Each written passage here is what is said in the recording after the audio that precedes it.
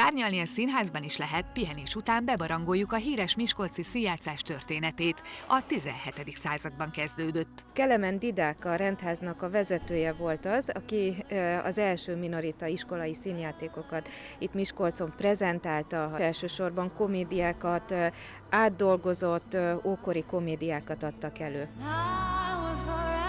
Patinás kapun lépünk be a modernkori teátrum izgalmas történetébe.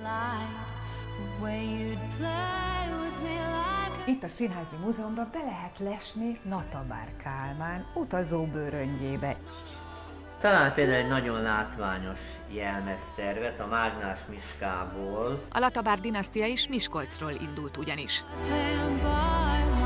Beléptünk a színpadra. Pontosan úgy érezhetjük magunkat itt, mintha a világot jelentő deszkákon lennénk a kulisszák mögött. Itt a turista lehet öltöztető, rendező, ügyelő, primadonna is. Kip-kap, öltözőbe lehet ide lépni? Sőt, fel is lehet öltözni, át is lehet öltözni igazi színházi jelmezekbe. És mindjárt fel is lépek. Itt a turista csoport, a társulat. Annyira hangulatos ez a színházi tér, hogy nem is kell noszogatni a látogatókat, mert mindenkiből spontán kijön a szereplési vágy. És a személyzet is, például a világosító.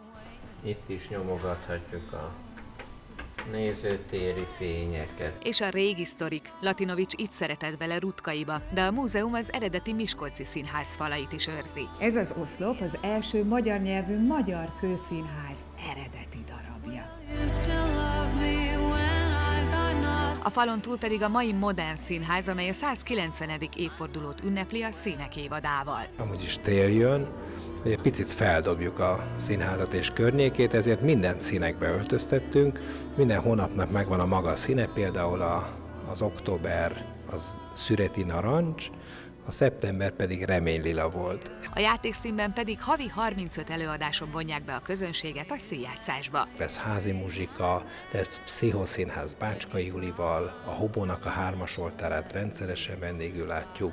Ezen kívül egy csomó olyan improvizatív előadás lesz, mint Kokics Péternek vagy Harsányi Attilának a beugró típusú előadása.